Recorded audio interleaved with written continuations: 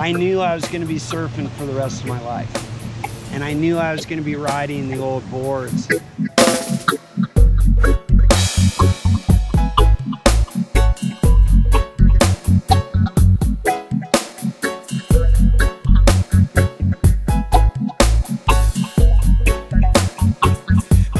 Stop praise from the 6-string Yamaha. This with the light, ooh, blood seed. If it's working for you, get burned. Ooh, then you knock a fire.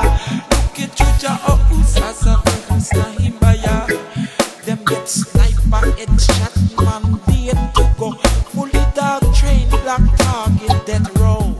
Put down feet, keep them off fire, herbs, some scarecrow. Them was in the wrong gun.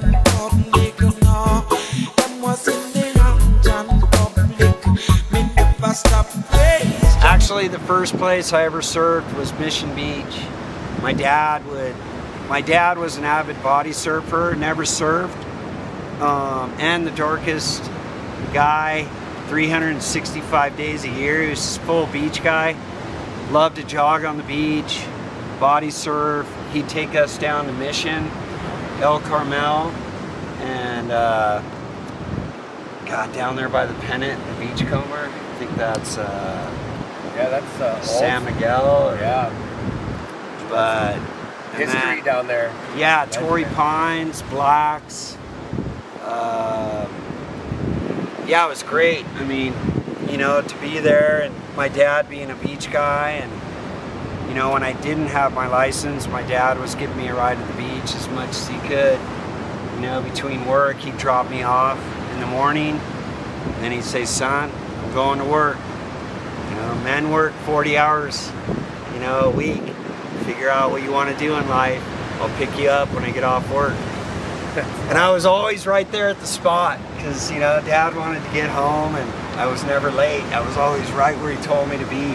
That's awesome. Drop me off at OB Jetty or South Mission Jetty. Or it was great when I was a kid.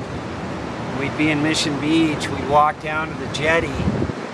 My dad would say, "Okay, you can paddle out. I'm going to jog down to Crystal Pier and back. When I get back here and you see me, you come in."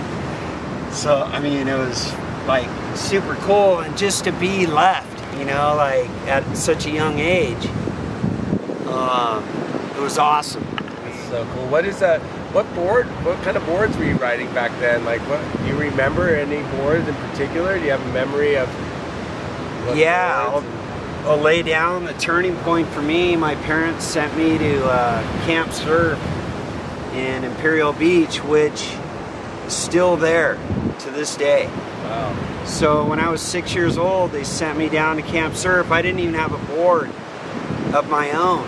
You know what I mean? I was just standing up on those styrofoam ironing boards and boogie boards and belly boards, the hard belly board.